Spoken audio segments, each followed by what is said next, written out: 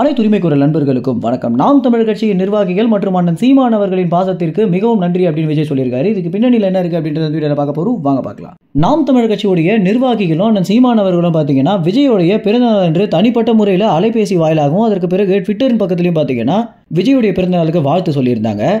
இதற்கு விஜய் என்ன பதில் அளிச்சிருக்காரு அப்படின்னு யாருக்குமே தெரியாம இருந்துச்சு அப்படின்னு தான் சொல்லணும். விஜய் பாத்தீங்கன்னா தனிப்பட்ட முறையில் அலைபேசி மூலம் சீமானிடம் நன்றி சொல்லியிருக்காரு. அது மட்டும் இல்லாமல் தன்னுடைய ட்விட்டர் பதிவில் நாம் தமிழர் கட்சியை ஹைலைட் பண்ணி நாம் தமிழர் கட்சியின் நிர்வாகிகள் மற்றும் சீமான் அவர்களின் பாசத்திற்கு மிகவும் நன்றி அப்படின்னு விஜய் தெரிவிச்சிருக்காரு.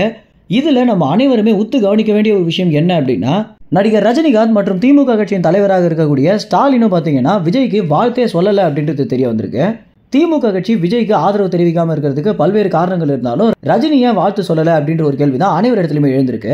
பொதுவாகவே ரஜினி பாத்தீங்கன்னா காக்கா குருவி கதையெல்லாம் சொல்லிட்டு இருந்தாரு. அது மட்டும் இல்லாம நேரடியாக ரஜினி விஜய் எதிர்க்கிறாரோ அப்படின்ற ஒரு கேள்வியும் போயிட்டு இருக்கு. இப்போ பிறந்தநாள் அன்று வாழ்த்து சொல்லாம போன ஒரு காரணத்தினால இந்த ஒரு மோதல் குறித்து சீமான் இடத்திலே செய்தியாளர்கள் சந்திப்புல கேட்டிருக்காங்க நெறியாளர்கள்.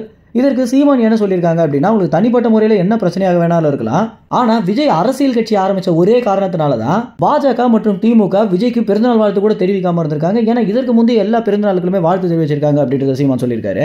இதுல இருந்தே விஜய் பாத்தீங்கன்னா திமுக மற்றும் பாஜக கட்சியை எதிர்க்கிறதுக்காக தான் அரசியல் பண்றாரு அப்படின்றது இதுல இருந்தே தெரிய வருது. இது மட்டும் இல்லாம வரப்போற ஜூலை இறுதியில பாத்தீங்கன்னா விஜயுடைய பொதுக்கூட்டமும் நடக்க போகுது அப்படின்னு தகவல் வந்திருக்கு. இதற்கு பாத்தீங்கன்னா யாருக்கும் தெரிவிக்கிறதுக்கு முன்னாடியே சீமான் இடத்துல விஜய் ஆலோசனை பண்ணியிருக்காரு அப்படின்றத சீமான் அவர்கள் தெரிவிச்சிருந்தாரு. ஆரம்பத்துல இதை பொய்யாக இருக்க வாய்ப்புகள் இருக்கு அப்படின்னு நிறைய பேர் சொல்லிட்டு இருந்த தருணத்துல தொடர்ச்சியாக சீமான் சொல்லி அனைத்து விஷயங்களையுமே விஜய் பண்ண ஒரு காரணத்தினால நிச்சயமாக இதுவும் உண்மையாக தான் இருக்கும் அப்படின்னும் தற்போது அனைவருமே பாத்தீங்கன்னா இந்த பொதுக்கூட்டத்திற்கு சீமானுக்கு சிறப்பு அழைப்பு போயிருக்கு அப்படின்ற வரைக்குமே தகவல் வெளியாகி இருக்கு. அது மட்டும் இல்லாம இந்த பொதுக்கூட்டம் எப்போ நடக்க போகுது அப்படின்ற ஒரு கேள்விதான் அனைவர் இடத்துலயுமே தற்போது எழுந்திருக்கு. இந்த ஒரு தகவல் குறித்து என்ன நினைக்கிறீங்க அப்படின்னும், விஜயுடைய பொதுக்கூட்டத்திற்கு நிச்சயமாக சீமான் போவாரு அப்படின்னு நம்ம அனைவருக்கும் தெரிஞ்சிருந்தாலுமே இந்த ஒரு பொதுக்கூட்டம் தமிழ் தேசிய பொதுக்கூட்டமாக இருக்குமா இருக்காதா அப்படின்ற உங்க கருத்துல கமெண்ட்ஸ்ல தெரிவிங்க. நன்றி, வணக்கம்.